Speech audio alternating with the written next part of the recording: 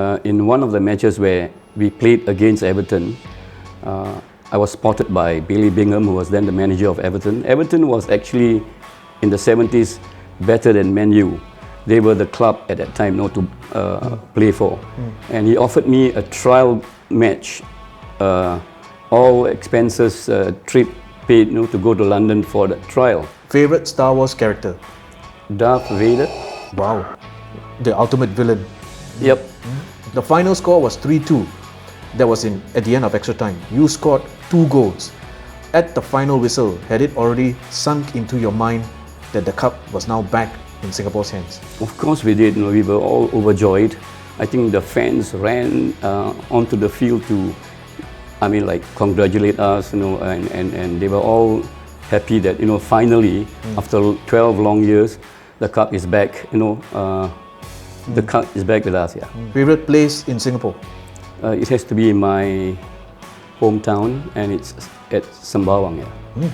Okay. That's where you grew up? Yeah, that's where I grew up, played football with my brothers, and with the British that were there at that time. We should be making baby steps, like maybe winning the AFF Cup first, which we have won, and now we are struggling. Under Radi, we won a few times. And then, try the Asian Games and the Olympics. The SEA Games? The SEA Games. Yeah, the SEA Games, I said, we should make baby steps, to achieve all this before we think of that ultimate goal. I think it's every footballer's wish to want to play at the World Cup. And I see no reason why we can't. Singapore has achieved many things. We have the resources, but I think sometimes you need good players to come at one goal so that you are able to move forward easily.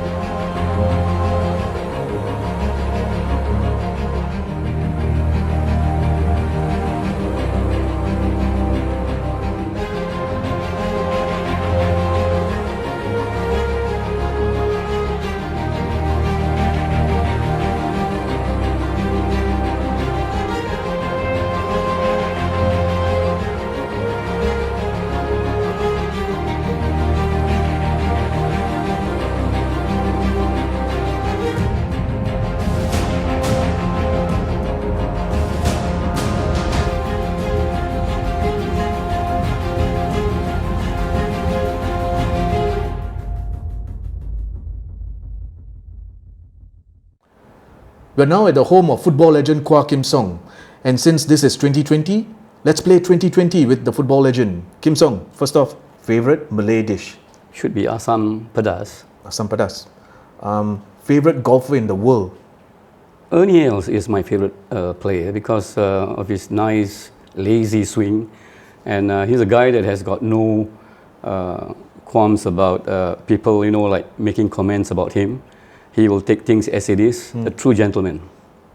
And of course, lives up to his nickname, the Big Easy. The Big Easy, of course, yeah. Favorite singing group from the 50s, the 60s? It has to be the Beatles. Wow, okay. You can't go wrong with the Beatles. Favorite James Bond? Goldfinger, I think, the show. The movie? Yeah. Okay. What about the actor who played Bond? I think Sean Connery. Sean Connery. I think nobody acts the way that he does. Favorite ice cream flavor? Vanilla. Okay. Least favorite destination in the world? Brunei. Favorite Star Wars character? Darth Vader. Wow. The ultimate villain. Yep. Okay. Favorite footballer? Well, for me, it has to be Pele. Pele? Yeah. He's an all-round footballer and also a player that I can think have not even received a red card in his playing career, I think. Oh, wow. And what about your favorite footballer at Manchester City Football Club? Well, Aguero is my favorite, yeah. So Joe, right. Favorite place in Singapore? It has to be in my hometown, and it's at Sembawang, yeah.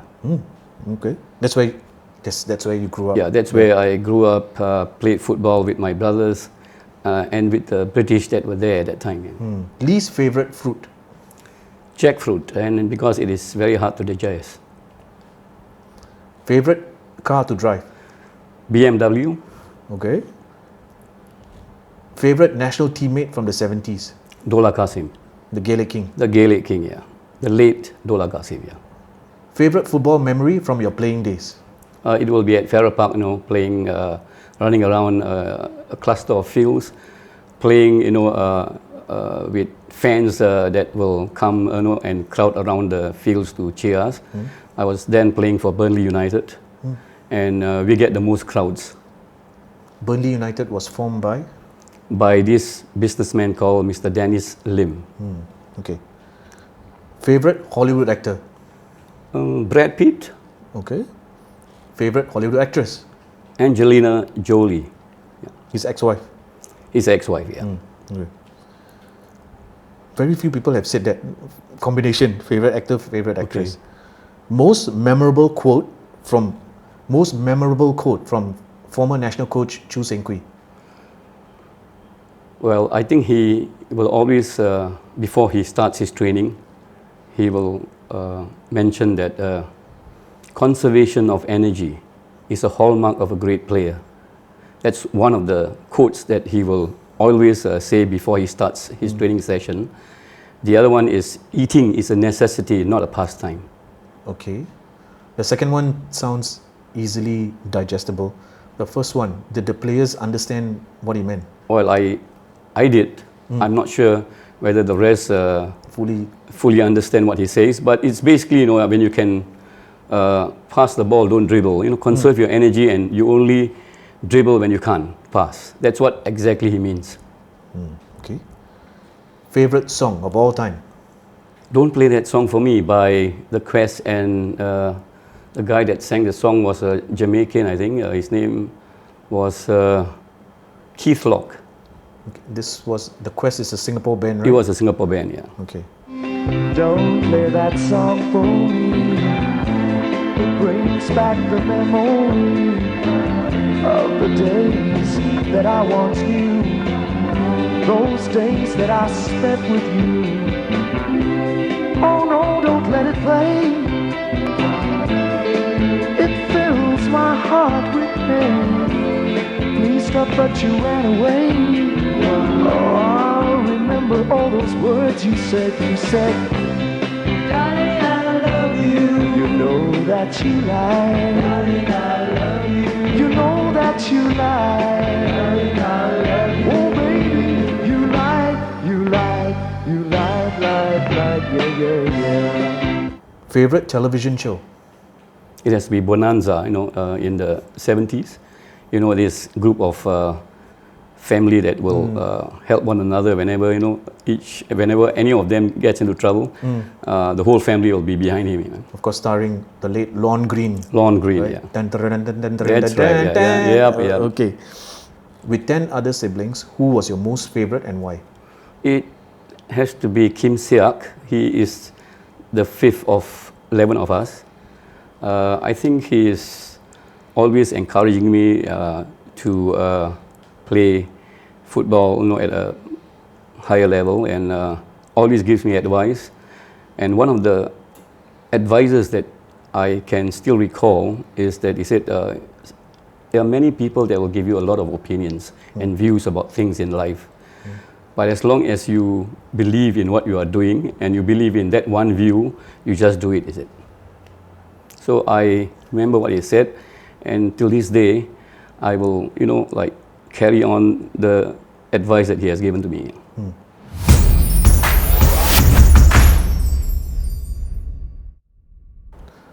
Okay, now that we are all warmed up, let's talk to Quah Kim Song, the football legend and the hero of 1977. It's been more than 40 years since the Singapore team beat Penang in the Malaysia Cup final in 1977. This was at Merdeka Stadium. Before the match, do you remember what your coach, Chu Seng Kui, said to you and the team? Well, I can remember some of it, and what came to my mind was he said that we have worked very hard to reach the final, and the task is not complete yet. We have got one more game, so go out and enjoy it. I suppose he was trying to relax and calm us and take the stress away from us. And he told us that there are 20,000 fans that drove up by buses, some flew up and Drove by car? by car, and they're all there to support you guys. And the stadium capacity is 28,000. There are 20,000 fans. It is like playing at home. So go out there and entertain them. How badly did the Singapore side want to win the cup? Well, we have not won for 12 long years. Definitely, we will die for it. I mean, and we really think that we have a good shot at it. The final score was 3-2. That was at the end of extra time. You scored 2 goals. At the final whistle, had it already sunk into your mind that the cup was now back in Singapore's hands? Of course we did. We were all overjoyed. I think the fans ran onto the field to, congratulate us, and they were all happy that, finally, after 12 long years, the cup is back, the cup is back with us, yeah. So besides the pitch invasion and the 20,000 fans who drove up, there were thousands of fans at Paya Lebar Airport welcoming you and the team upon your arrival. Were you surprised by that adulation? It was definitely a surprise and an added bonus because we did not expect fans to, come up to the airport to, greet us and congratulate us again. This was something that has never happened to a Singapore team that has won matches, abroad. And definitely, I think, we were happy. They came, by the thousands. And what we saw was spectacular, and we were really glad that they came to, to enjoy the success that we brought back. Of course, you were back in the team, having served 3 months out of a 2.5-year suspension by the FAS disciplinary board. Do you still feel anger towards the FAS for initially suspending you for 2.5 years? I don't feel any anger, but disappointed. I don't think I would like to open old wounds. It serves no purpose, and I would like to move on from here. Okay. Any regrets of not maintaining a shorter haircut because the local authorities banned individuals with long hair back then? No regrets at all, because the long hair was my personality. It was fashionable at that time. And I like those long locks, flowing when I make my electrifying runs down the flanks. And that was me. It was my personality, and no regrets at all. Talking about your family, your parents were not into sports, but they were busy working at the naval base in Sembawang. This was in the 50s and the 60s. So how then did you and 8 of your siblings manage to go on to compete for Singapore's men's and women's national football teams? I think it has to be the British that were there in the early 50s. They influenced, I think, some of my brothers to play football, because every ship that docks at Her Majesty's dockyard, whether it's for servicing or repairs, they have a football team there. And that's where we started our football, playing against them. I think the British gave us a balanced life. Every Wednesday is sports day. Every Saturday is tea dance. And my third brother, who is the flamboyant, footballer, Chu Seng Kui, likened him to our George Best, was the one that likes to party with the Ang Mo girls. So he never lasted, with the national team, because Uncle Chu said that if you want to carry on playing football, you should stop your drinks. He said, when the Ang Mos can drink, why can't we? He said. And his football in the national team was short-lived. But having said all this, I think it was the British that came and gave us this beautiful life. Was it pressurizing to play alongside your brothers? I mean, how did you guys handle if one of you made a mistake during an actual game? Of course, it was pressurizing for me, because if you do make a mistake, you'll get bombarded by all your brothers that are playing with you. And at that time, when we play in the national team, there'll be 2 or 3 of them, in the national team. It's either Kim Sui, myself, Kim Lai, or it will be Kim Sui, Kim Siak, Kim Lai, and I. And I, being the youngest, will of course be guided by them. And whenever I play, with them, I will pass the ball, very early, in the game, because I do not want to make mistakes and get, scolding from them. But I think that overall, I think they are there to guide me, and the pressure, eases off, as time, goes by. You mentioned a few moments ago the fact that there were British warships that were docked there for either servicing or supplies. Hence, there were football clubs from these ships, and you were part of the combined Asians team, and that was playing the matches against these clubs at Deptford Field, right?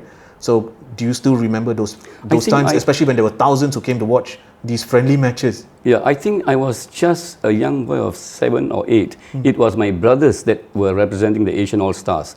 And together with the Asian team, we have the Sundram, our Sundramuthi, his father and his uncle were in the team too. So that's where we all started playing. I didn't play in the Asian All-Star team because I was still 7 or 8 years old, but I was influenced by my brothers to take up football, because it is really wonderful to see the fans cheering and clapping, when you score a goal. And I thought that, maybe I would, take up football then. But I was not part of the team that played during those times, because I was too young to do so. Maybe it was because of your family, and like you said, Sundram's dad, his uncle, hence the common saying that back then, the Sembawang boys, when you talk about Singapore football, it was always about Sembawang. Yeah. It was, there was a lot of talk about that area being the hotbed for raw talent. Yes, it was a storehouse of talent, and Uncle Chu will go to that ground to watch and pick up those that he thinks he can take their football further. And you're right, there were like 10 to 15 players from Sembawang, including M. Kumar, V. Kanesan, Manoharan. They were all there, and they later joined the national team. They were selected good enough to to be at a national to play football at the national level. You began your national playing career at the age of 17 back in 1969. You went on to play for 13 years and stopped in 1981. That was when you hung up your boots.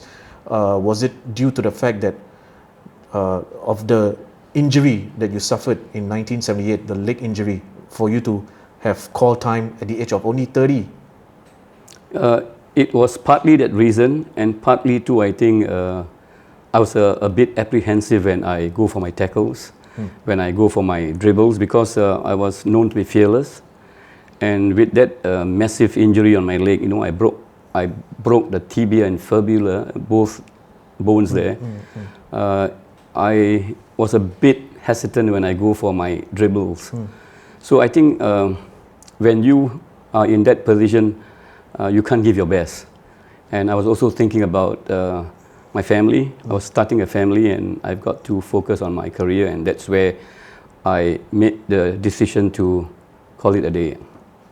Looking back at your football career, any regrets at never having won the SEA Games gold medal? I don't think that regret is the word to use, because I think that whenever I don the national colours, I will give my best. But it is harder to get the gold medal in a team sport, because you rely on 10 other players to do well. And if it was an individual event, I think it's easier. So there's no regrets. I think it's hard. It's difficult to manage a team. So I think we all did our best, and I'm sure we will get the gold medal one day.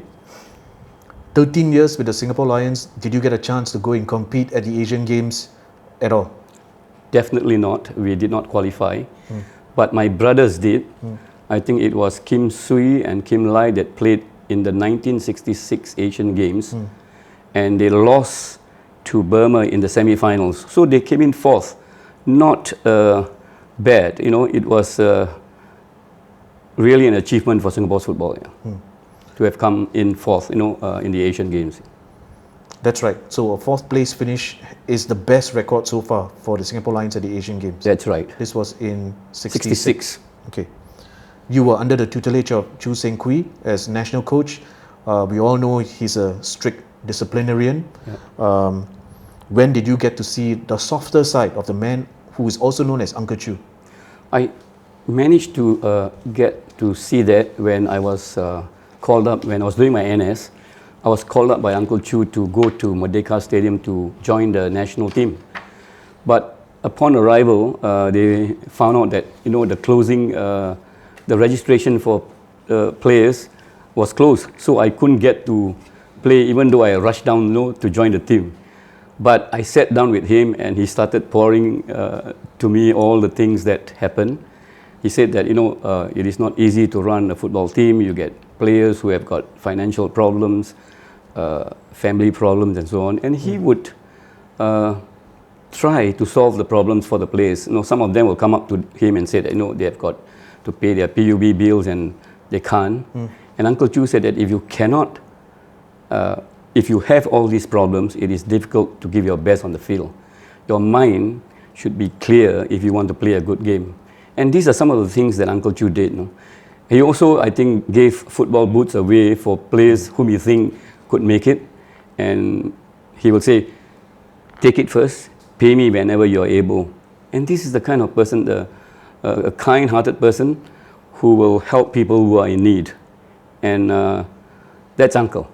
And the other passion is he loves to eat. And I will sit there with him, during the Merdeka tournament to eat loads and loads of durians.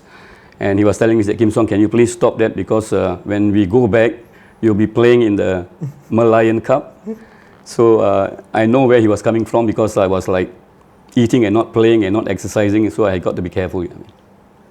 So a truly remarkable individual in the history of Singapore football, Uncle Chu. I also understand your playing skills managed to attract the attention of Everton Football Club. Yes, I think they came down to play in the Metro Quadrangular tournament. And in one of the matches where we played against Everton, I was spotted by Billy Bingham, who was then the manager of Everton. Everton was actually, in the 70s, better than Man U. They were the club at that time to play for. And he offered me a trial match, all expenses, trip paid, to go to London for the trial. I was a bit hesitant because I was looking at the way the English played their football at that time. It was like really, they were tall, they were big, they were like robust, and it's difficult to play with players like that. Aggressive. Yeah, I'm just a small lad, just coming up, and I told myself I'd rather be a star here than a nobody there. So I decided not to take up the offer. I mean, the trial match. But you did take up a foreign stint with Hong Kong, but that lasted a few months. Yeah, Why? because it was an FA Cup. It is not like you're playing for 2-3 years for them. So I managed to get a contract from them, and it was quite lucrative because every game that you turn up for, you get about $15,000, and that was equivalent to $7,500 at that time, the exchange rate. If you look at the amount of allowances that we get, playing for the national team, in all my 13 years of playing, I could not even get 10,000 from them. And I only need to play one game for Caroline Hill and they paid me 7,500. It was tempting to go, but I've decided to stay back because I was starting a family then. Yeah. Now, you were also involved with several portfolios. That includes with Tampines Rovers and the Football Association of Singapore. Let's touch on Tampines first. When the S-League began in 1996, I believe you were chairman at that point in time. Do you still remember your role back then? Yes, I was approached by the minister then to give back what Tampines has given to me. So I took up the position of chairman, not knowing that it was really difficult. But I've decided to give it a shot, and when I was looking after the team, I then realized that it was a mammoth task. You need to raise like $700,000 to $800,000 per season to ensure that players get paid every month promptly. We did manage to draw good crowds, especially Tampines Rovers. At the stadium we get about 4,000 to 5,000 crowd. Back then it was quite an achievement if you compare that to now. So I was chairman for about 2-3 years and decided to call it quits because it was not easy. It was eating into my life and quite stressful. I got to go back thinking of how to raise money to pay the players, and my monthly expenses including the admin staff and players was like $140,000 a month, and that's huge. And Tampines Rovers back then was still, I think, in mid-tier. That's right. We didn't do well. We were, out of 8 teams, we were like 5th or 4th or 5th. The big teams were Armed Forces and Geylang, International. What about your role a few years later in the Football Association of Singapore when you were the director of competitions? How would you describe that? Well, role? I suppose, my role was to ensure that the rules are all in place, that rules are put in so that the clubs are treated quite fairly, so that there is no one club, getting all the good players into one club. That was how we came up with some rules. And the S-League then was, I thought, very successful, but because of the anxiety, and the interest of getting a good club, people tend to maybe get better players, overspend, and then some clubs went into liquidation. So not easy, but I thought that the S-League started off well. As a player, what do you miss most about the days of the Malaysia Cup? I think most players, we like to get together, in a bus. We will probably bring a guitar, and we would like the camaraderie, of the players, and to see the eastern side of Malaysian state teams. Not easy playing, back then against Pahang, Kelantan, and Terengganu. But I think in 1977 we played the Malaysia Cup, and to our credit, did not lose any match. I think we drew 3 or 4 and won the rest. So it was I think a record that is still standing. Unbeaten season, yeah. Okay. So talking about the 1977 season, back in 2007, there was a movie made about that 77 campaign. It was known as Kallang Raw, the movie. Your son Leon got to play you in that movie. Would you like to say a few words about his portrayal of yourself in that movie? Well, I think my son always tells me that I did not give him support and encourage him to take cup football seriously. But as in any parent in Singapore, I would like to see my son do well in his studies and get a more secured job. And that I told him, and I think he did well. He has got a second-class upper in mechanical engineering. He has got a good job. He has just started his family, and I told him, I said, my advice was not bad, right? I mean, if you had started or wanting to make football your career, it will be short-lived, and you'll be struggling today. So he has got talent. He can play, and unless he is not so good in his studies, I would still discourage him from taking up football. Is there one defining moment in your footballing career that you would like to share with us on SG Sports Legends? I think the defining moment for me will be the courage that N. Ganesan, the chairman of FAS then, made a bold decision to take Uncle Chu back when nobody else dared touch him.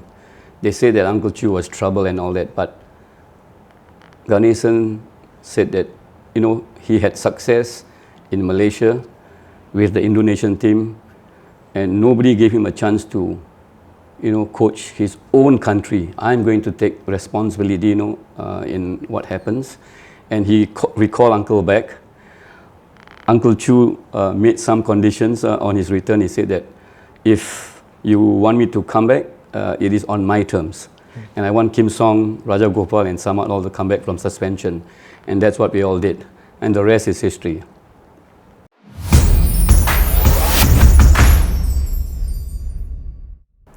Kim Song, I understand your hobbies currently include golf, playing guitar, singing, and cycling. So when did the element of cycling come into the picture and why? I think it started about 7-8 years ago when I was living in Seletar area. The roads there are very wide. The traffic is not so heavy. I saw a couple of cyclists, cycling and so on, and that kind of got me, interested into cycling. So I bought a bicycle and started doing it, and I love it. And that was 7-8 years ago. I also cycled to the old Singapore Grand Prix, old Upper Thomson Road, where you get very long and high slopes. That's good for your cardio. And a few monkeys around. A few monkeys around, not few, plenty of monkeys on the road. And I thought it was a good form of exercise. Why cycling? It's more gentle on the knees. My knees are all battered after playing football for so many years. The ligament and meniscus all are gone. And cycling gives me the way to do it at a very leisurely pace.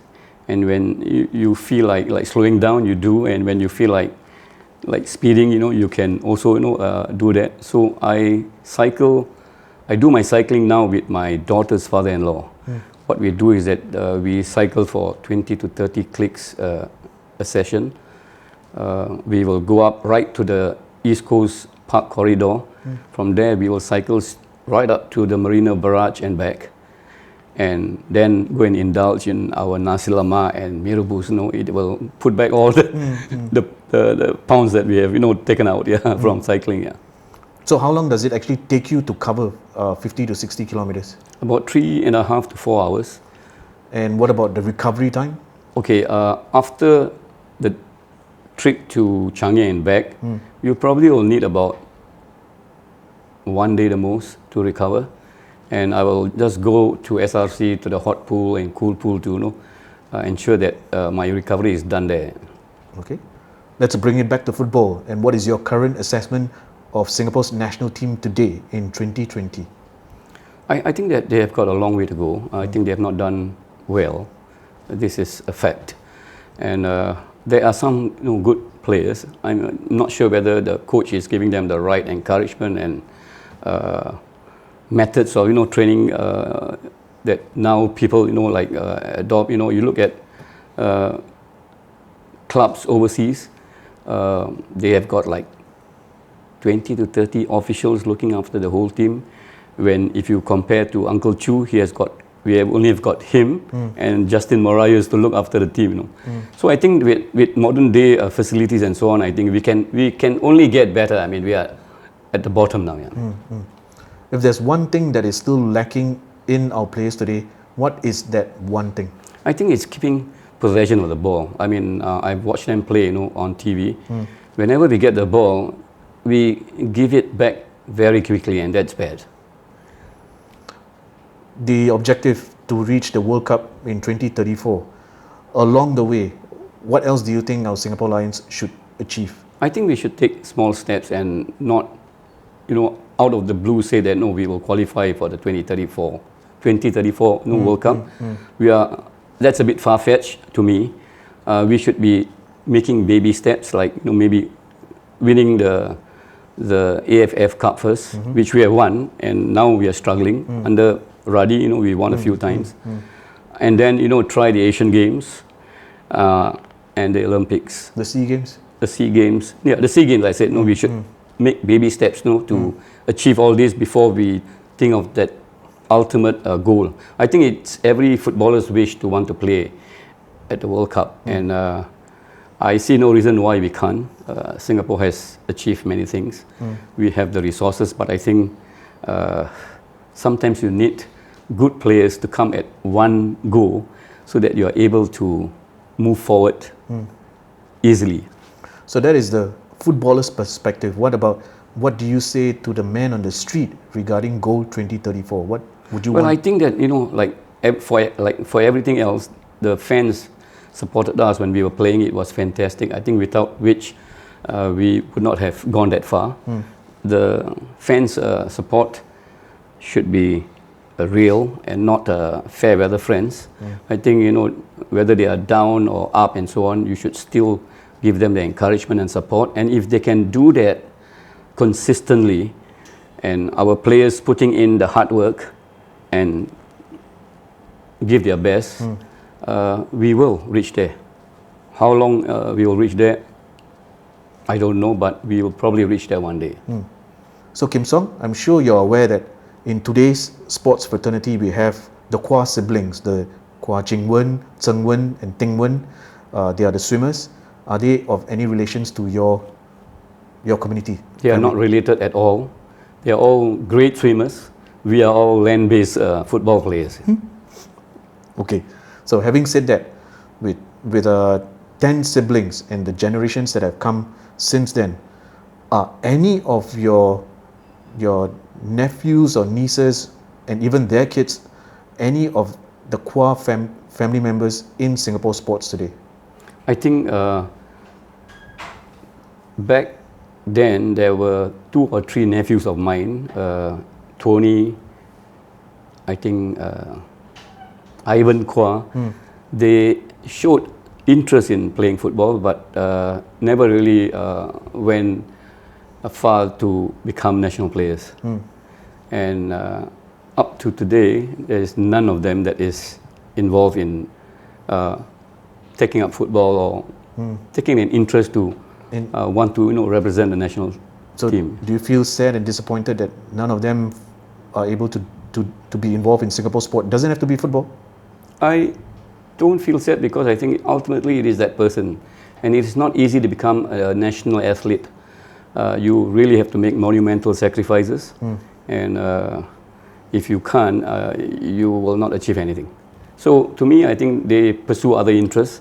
They are some singing, some jogging, some playing, some running, and so on. So I'm glad that they are involved in ensuring that they are healthy, not necessarily like professional sports. I'm okay with that. We are not disappointed. None of us is. Your personal football success, who would you attribute that to? And why? It has to be first my brothers that guided me or encouraged me to take up. Then it was the late Ong Ah King that gave me the opportunity to play competitive football. And finally the late Uncle Chu Seng Kui that made me a great footballer. And without which I think these 3 players, I probably would not have reached that pinnacle. Yeah. Kim Song, besides your other job vocations, was there any other organization that was supportive of your playing career? I think Fraser and Neve, FNN, the manager then was Mr. Edward Lim. He was a reflection and so was I. He approached me and gave me a decent job there, and I managed to do well and rose to the position of general sales manager. There were share options, there was incentive, there were other benefits like giving me a car. I stayed with them for 30 over years. It was an iron rice bowl position which I held for 34, 35 years. Gave me a steady job, and I was really grateful to them for giving me the opportunity to play as well as a job that could give me a comfortable life. And finally, what is your message to the fans and to Singaporeans who are watching, who still remember you for your service to Singapore football? I would definitely like to tell them thank you for all the support that they have given us, without which I think we would not have won the Malaysia Cup in 1977, and the defining moments, the thousands of people that came to the stadium, flocked the stadium every weekend to watch us play. They even spontaneously created the Kallang Roar and the Kallang Wave. Nobody did that, nobody orchestrated that. It was fantastic. I mean, to have that group of fans that were so passionate and supportive. So thank you once again for all of that. Quah Kim Song, you were the hero of the 1977 football campaign. You are a football ambassador and you are a football administrator, and you are part of Singapore's greatest sports family dynasty. You truly are. an SG sports legend. Thank you for your service. Thank you. Thank you. My pleasure. Down the way where the nights are gay and the sunshine daily, mountain top, I took a trip on a sailing ship, and when I reached Jamaica, I made a stop. But I'm sad to say I'm on my way, won't be back for many a day. My heart is down, my head is turning around. I want to leave a little girl in Kingston town. I want you to know that since you walked out on me, I'm so lonesome every day.